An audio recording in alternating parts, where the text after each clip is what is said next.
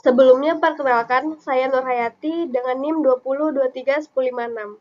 Jadi untuk materi pertama, itu kita akan membahas mengenai apa itu machine learning.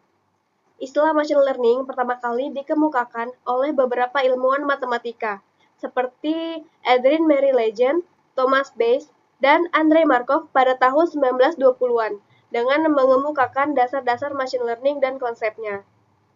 Nah, machine learning ini sendiri adalah cabang ilmu komputer dan bagian dari kecerdasan buatan atau AI yang berfokus pada pengembangan algoritma dan model statistik yang memungkinkan sistem komputer belajar dan menjalankan tugas dari data tanpa perlu instruksi eksplisit. Machine learning sendiri dikembangkan berdasarkan disiplin ilmu seperti statistika, matematika, dan data mining. Machine learning memungkinkan komputer untuk menganalisis data historis, mengidentifikasi pola, dan secara otomatis meningkatkan kinerjanya seiring dengan waktu. Dengan kemampuan ini, machine learning dapat membuat keputusan, prediksi, atau melakukan tugas dengan lebih akurat dan efektif, mengingat model-modelnya dirancang untuk terus meningkat melalui pengalaman serta data baru yang diolah. Selanjutnya kita akan membahas mengenai pentingnya machine learning. Jadi ada beberapa alasan mengapa machine learning itu sangat penting di dunia modern. Yang pertama adalah pemrosesan data. Jadi salah satu alasan utama mengapa machine learning ini sangat penting yaitu karena kemampuannya untuk menangani dan memahami data dalam jumlah yang besar. Nah, dengan meledaknya data digital dari media sosial dan sumber-sumber lainnya, metode analisis data tradisional itu menjadi tidak memadai. Nah, algoritma machine learning dapat memproses data dalam jumlah besar, dan ini tuh akan mengungkap pola tersembunyi dan memberikan wawasan berharga yang dapat mendorong untuk pengambilan keputusan. Selanjutnya adalah untuk mendorong inovasi. Nah, machine learning itu dapat mendorong inovasi dan efisiensi di berbagai sektor. Banyak banget nih, contohnya perawatan kesehatan. Nah, dari machine learning ini bisa contohnya nih digunakan untuk memprediksi penyakit, mempersonalisasi rencana untuk perawatan pasien, dan meningkatkan akurasi pencitraan medis. Untuk contoh di sektor keuangan, ini ada contoh machine learning digunakan untuk penilaian kredit. Nah, itu kan jadi tidak memerlukan waktu banyak kalau misalnya kita menggunakan machine learning. Selanjutnya, bisa juga machine learning ini digunakan untuk deteksi penipuan. Selanjutnya, di sektor retail. Nah, ini tuh bisa memberikan sistem rekomendasi, rantai pasokan, dan layanan pelanggan. Nah, untuk di sektor manufaktur, machine learning itu dapat digunakan untuk mendukung pemeliharaan prediktif, kontrol kualitas, dan riset dalam sektor manufaktur. Contohnya nih ada perusahaan manufaktur 3M. Nah, dia itu menggunakan machine learning untuk menginovasikan produknya yaitu amplas. Nah, algoritma machine learning ini memungkinkan untuk para peneliti di perusahaan 3M untuk menganalisis cara perubahan kecil dalam bentuk, ukuran, dan orientasi yang dapat meningkatkan sifat abrasif serta daya tahan dari amplas tersebut. Nah, salah satu tersebut dapat menginformasikan ke proses manufakturnya. Nah, lalu ada contoh di sektor jasa keuangan. Nah, kita bisa menggunakan machine learning untuk memproyeksi keuangan dan meningkatkan analitik dan regulasi risiko. Nah, jadi teknologi machine learning di jasa keuangan ini memungkinkan para investor untuk mengidentifikasi peluang baru dengan cara menganalisis pergerakan pasar saham, mengevaluasi pengelola investasi global, atau melakukan kalibrasi portofolio keuangan. Nah, selain itu, teknologi machine learning di jasa keuangan ini dapat membantu mengidentifikasi klien pinjaman yang berisiko tinggi dan mengurangi tanda-tanda penipuan. Contoh perusahaannya ada NerdWallet yaitu perusahaan keuangan pribadi yang menggunakan machine learning untuk membandingkan produk keuangan seperti kartu kredit, perbankan, dan juga pinjaman. Terakhir ini ada di bidang sektor media dan hiburan. Nah, perusahaan hiburan tuh sekarang lagi beralih ke machine learning untuk lebih memahami audiens target mereka dan memberikan konten yang imersif terpersonalisasi dan sesuai dengan permintaan audiensnya. Contohnya nih, ada perusahaan Disney menggunakan machine learning untuk mengarsipkan perpustakaan medianya. Nah, jadi tuh alat machine learning-nya tuh secara otomatis menandai, mendeskripsikan, dan menyortir konten media, sehingga memungkinkan penulis dan animator Disney untuk mencari dan membiasakan diri dengan karakter Disney secara tepat. Nah, kita ke nomor 3, yaitu salah satu pentingnya machine learning yang terakhir adalah memungkinkan otomatisasi. Nah, jadi machine learning ini merupakan pendorong utama otomatisasi. Nah, dengan belajar dari data dan meningkatkannya dari waktu ke waktu, algoritma machine learning itu dapat menjalankan tugas-tugas yang sebelumnya dilakukan secara manual, sehingga manusia dapat lebih fokus pada tugas-tugas yang lebih kompleks dan kreatif. Nah, hal ini tidak hanya meningkatkan efisiensi, tetapi juga membuka kemungkinan baru untuk inovasi. Selanjutnya, ada cara kerja machine learning. Di machine learning sendiri memiliki beberapa langkah dalam cara kerjanya. Yang pertama adalah pengumpulan data. Nah, data adalah sumber utama dari machine learning. Kualitas dan kuantitas data dapat secara langsung mempengaruhi performa dari model machine learning kita. Nah, data dapat dikumpulkan dari berbagai sumber, seperti basis data, berkas teks, gambar, berkas audio, atau bahkan diambil dari web. Setelah terkumpul, data perlu disiapkan untuk machine learning. Proses ini melibatkan pengorganisasian data dalam format yang sesuai, seperti file CSV atau basis data, dan memastikan bahwa data tersebut relevan dengan masalah yang ingin kita pecahkan. Langkah kedua yaitu pra-proses data atau pra-processing data. Nah, ini merupakan langkah penting dalam proses machine learning. Proses ini melibatkan membersihkan data, yaitu yang termasuk dengan menghapus duplikat, mengoreksi kesalahan, penanganan data yang hilang atau missing data. Nah, itu tuh bisa dengan cara menghapusnya atau mengisinya, dan melakukan normalisasi data atau menskalakan data ke format standar. Nah, pra-pemrosesan data ini meningkatkan kualitas data dan memastikan bahwa model machine learning dapat menafsirkan dengan benar. Nah, langkah ini dapat meningkatkan akurasi model secara signifikan. Langkah yang ketiga yaitu memilih model yang tepat. Setelah data disiapkan, selanjutnya yaitu memilih model machine learning. Ada banyak jenis model yang dapat dipilih, termasuk regresi linier, pohon keputusan, dan jaringan saraf. Pilihan model tergantung pada sifat data dan masalah yang ingin dipecahkan. Nah, faktor yang perlu dipertimbangkan saat memilih model yaitu meliputi ukuran dan jenis data, kompleksitas masalah, dan sumber daya komputasi yang tersedia. Nah, selanjutnya yaitu langkah keempat yaitu melatih model. Setelah memilih model, langkah selanjutnya adalah melatihnya dengan menggunakan data yang telah disiapkan. Nah, pelatihan ini melibatkan memasukkan data ke dalam model dan memungkinkannya menyesuaikan parameter internalnya untuk memprediksi output dengan lebih baik. Nah, selama pelatihan model ini penting untuk menghindari adanya overfitting atau kondisi di mana ketika model berkinerja baik pada data pelatihan tapi buruk pada data yang baru, dan menghindari underfitting, yaitu ketika model berkinerja buruk pada pelatihan dan data baru. Langkah kelima yaitu mengevaluasi model. Nah, setelah model dilatih, penting untuk mengevaluasi kinerja sebelum menerapkannya. Hal ini melibatkan pengujian model pada data baru yang belum pernah dilihat oleh machine learning selama pelatihan. Nah, metrik umum untuk mengevaluasi performa model meliputi akurasi, presisi, dan kesalahan kuadrat rata-rata. Selanjutnya langkah ke-6 yaitu penyetelan dan pengoptimalan hiperparameter. Nah, setelah mengevaluasi model, kita ini perlu menyesuaikan hiperparameternya untuk meningkatkan kinerja. Proses ini dikenal dengan penyetelan parameter atau pengoptimalan hyperparameter.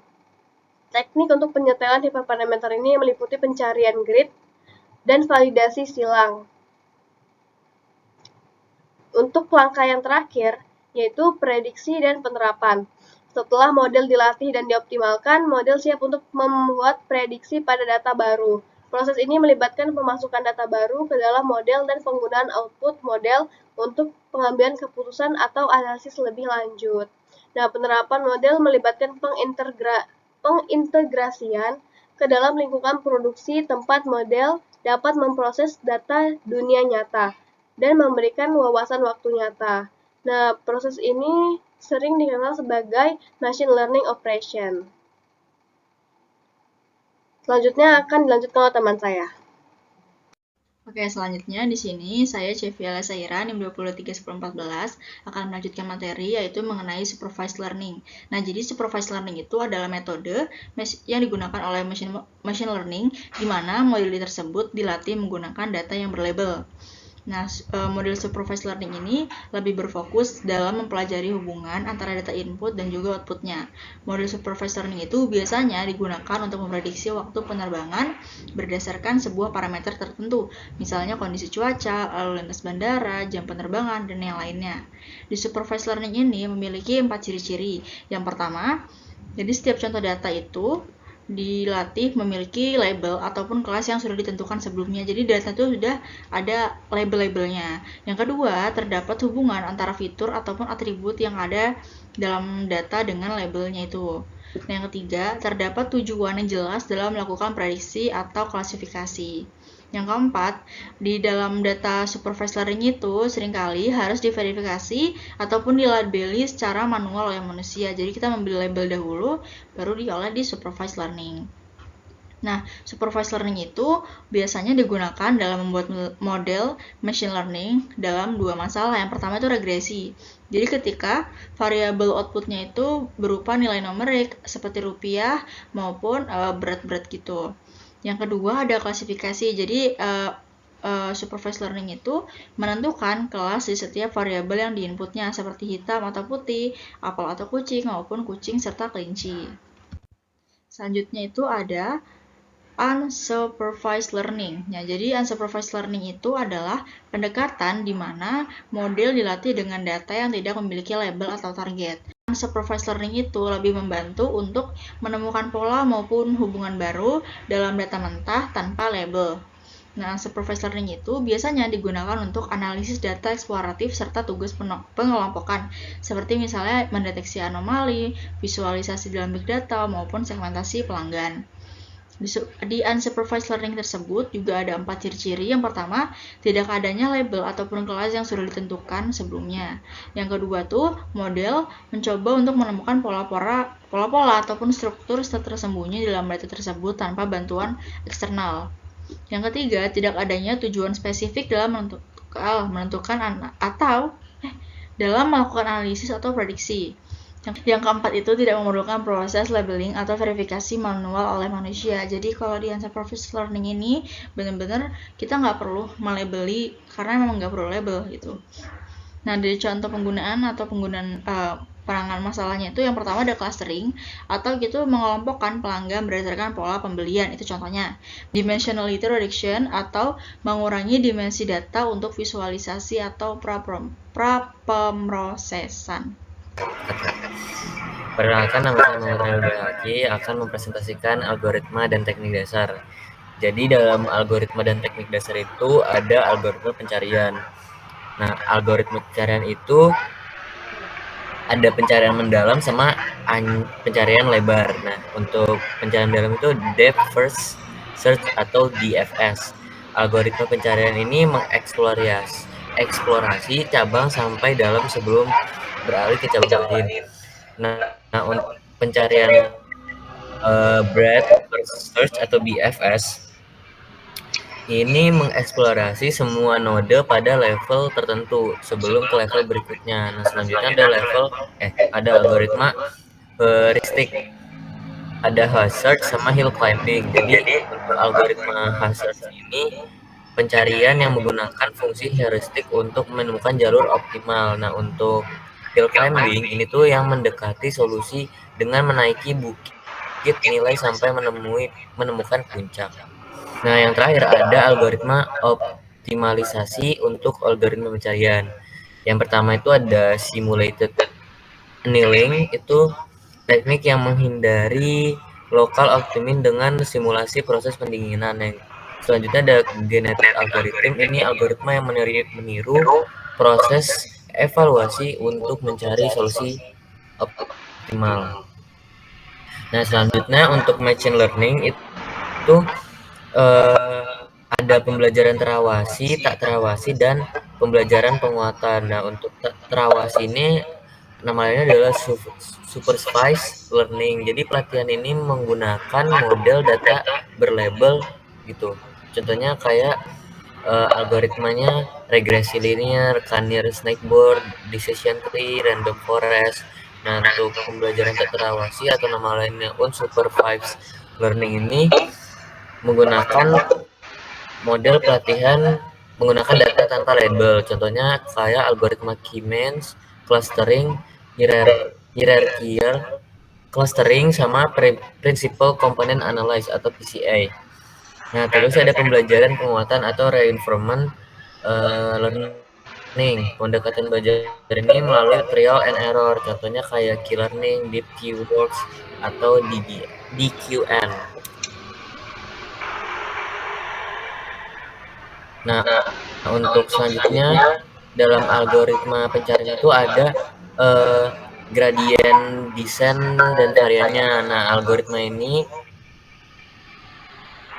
untuk mencari nilai minimum dari suatu fungsi. Nah, selanjutnya ada algoritma genetika atau genetic algorithm. Nah, algoritma ini yang mengaplikasikan seleksi alam untuk mencari solusi yang optimal. Selanjutnya ada swarm intelligence atau intelligence kawanan. Ini ada dua gitu, kayak vertical swarm optimization atau PSO atau and colony optimization atau ACO. Algoritma PSO ini algoritma yang meniru perilaku kawanan burung. Kalau algoritma ACO itu algoritma yang meniru koloni semut dalam mencari makan. Nah, untuk machine learningnya itu ada tokenisasi dan normalisasi teks. Yang pertama, untuk memecah teks menjadi kata atau frasa yang lebih kecil dan memproses data atau cleaning data. Nah, selanjutnya ada stemming and lemmatization, mengubah kata untuk ke bentuk dasarnya untuk mengurangi fragmentasi kata. Selanjutnya ada word embedding atau referensi kata dalam vektor untuk memudahkan pemrosesan oleh model. Dan juga yang terakhir ada model-model NLP umum. Nah, dalam model-model NLP umum ini ada dua gitu. Namanya ada back of words atau referensi teks dalam bentuk frekuensi kata, sama yang kedua ada TF-IDF untuk mengukur kepentingan kata dalam dokumen dengan memperhitungkan frekuensi dan keberadaan di dokumen lain. Nah, dalam algoritma teknik dasar itu ada yang namanya evaluasi model. Jadi itu kita mengecek akurasi, precision, recall, dan event score. Nah, metode ini untuk mengevaluasi model klasifikasi. Selanjutnya ada confusion matrix. Nah, tabel ini menunjukkan prediksi benar atau salahnya untuk mengukur performa.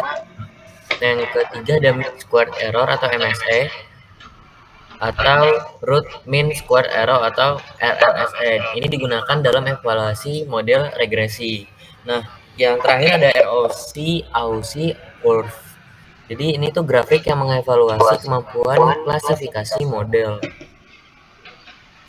Selanjutnya dalam algoritma dan teknik dasar itu ada deep learning. Nah, ini tuh ada dua tuh, ada arsitektur deep learning. Ini tuh pemahaman tentang jaringan saraf dalam pemahaman layar dan bagian deep learning yang bekerja. Nah, yang kedua ada framework populer. Jadi kayak framework TensorFlow, Keras, PyTorch yang memudahkan implementasi deep learning. Baik, selanjutnya saya Rizka Melasa Fitri dengan NIM 22398 akan menjelaskan evaluasi model machine learning. Jadi di sini evaluasi model itu adalah langkah penting untuk menentukan seberapa baik model tersebut dengan menggunakan nggak kelihatan ternyata tulisannya. Oke, baik.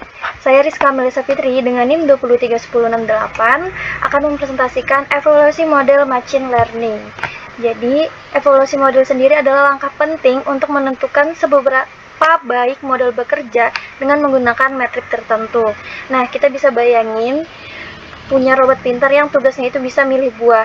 Nah, robot itu tuh harus bisa bedain mana buah apel, mana buah jeruk untuk bisa melakukan tugasnya. Nah, lalu gimana caranya supaya robot itu mengetahui tugas tersebut? Nah, disinilah kita perlu yang ada namanya metrik untuk mengevaluasi model pekerjaannya. Nah, ada alasan sendiri nih kenapa kita juga perlu metrik untuk melakukan evaluasi model. Di sini ada 3. Yang pertama, bisa mengetahui kinerja model. Jadi, metrik ini tuh membantu kita memahami seberapa baik sih model kita ini dalam melakukan prediksi. Jadi, kita ini bisa tahu seberapa pintar robot kita. Nah, kita juga bisa membuat patokan dari bagus atau enggak kinerja yang dilakukan oleh robot kita dalam melakukan pekerjaannya. Nah, lalu di sini ada membandingkan model. Kita bisa membandingin pekerjaan yang robot kita nih yang dilihat dari metriknya. Nah, dengan ini tuh kita juga bisa milih metrik yang berbeda-beda tergantung model yang terbaik. Nah, lalu di sini ada meningkatkan model. Dengan melihat metrik, kita bisa mengetahui kekurangan model dan mencari cara untuk memperbaikinya. Jadi ini tuh kalau ada metrik yang nilainya jelek, kita bisa cari tahu nih kenapa, apa perbaikan robot tersebut. Next.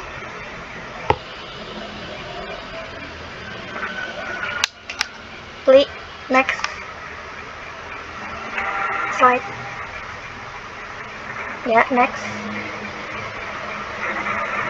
Oke, di sini ada matriks umum untuk model evaluasi. Yang pertama ada akurasi. Jadi akurasi itu hanya mengukur seberapa sering pengklasifikasian memprediksi dengan benar. Jadi dari contoh robot tadi itu kita bisa mencontohkan seperti nilai rata-rata ujian. Nah, seberapa sering sih robot kita ini tuh bisa benar dalam melakukan pekerjaannya, dalam menebak buah atau memilah buah tersebut, yang mana apel, yang mana jeruk. Nah, contohnya di sini, jika robot benar memprediksi 90 dari 100 buah, maka akurasinya adalah 90%. Lalu, kapan metrik ini digunakan? Jadi, metrik ini tuh cocok dan bisa digunakan untuk data yang seimbang. Jumlah data untuk setiap kelasnya itu hampir sama. Nah, di sini ada nih kelemahannya. Jadi, dia itu nggak cocok untuk data yang nggak seimbang. Misalnya, ada 99 buah apel dan 1 jeruk. Jadi robot itu bisa aja selalu menebak apel dan mendapatkan akurasi sebesar 99%. Padahal kemampuan dalam mengenai jeruknya itu sangat buruk, karena tadi tuh sudah dimasukkan data 99 apel dan 1 jeruk, harusnya bisa seimbang 50 apel 50 jeruk. Nah, ada nih rumusnya dalam menentukan akurasi. TP ditambah TN dibagi TP ditambah TN ditambah FP ditambah FN. Di sini ada penjelasannya ya di samping model metrik kebingungan. TP itu true positif, FP itu false positif, FN itu false negatif, dan TN itu true negatif. Nah, lalu dengan rumus ini tuh kita bisa mendefinisikan nih akurasi sebagian besar rasio jumlah prediksi yang benar dan jumlah total prediksi. Oke, selanjutnya di sini ada matriks kebingungan.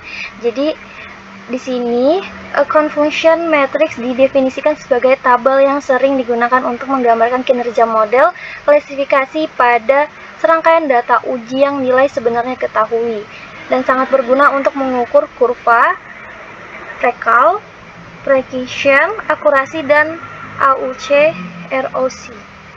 Jadi ini tuh matriks kebingungan tuh kayak tabel nilai ujian.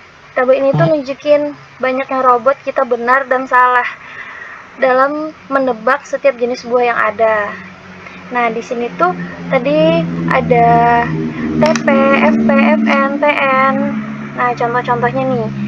Kalau true positif, jadi yang ditebak apel ternyata apel itu benar. Kalau false positif, yang ditebak apel ternyata jeruk yang salah. Lalu di sini ada false negatif, ditebak jeruk ternyata apel yang salah. Lalu ada true negatif, yang ditebak jeruk ternyata jeruk yang benar. Oke.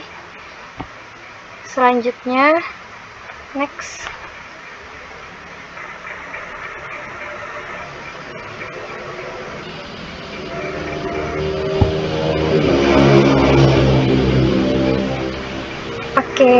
Di sini yang ketiga ada presisi. Jadi presisi di sini adalah dari semua yang diprediksi sebagai kelas tertentu, berapa banyak yang benar-benar termasuk kelas tersebut.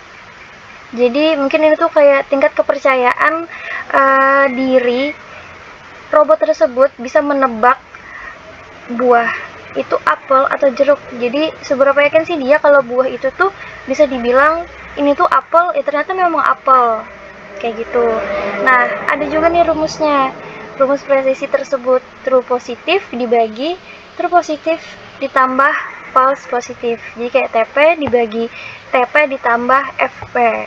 Nah, kapan digunakannya? Ini tuh bisa digunakan ketika kita tuh pengen meminimalkan false positifnya. Klik kepencet.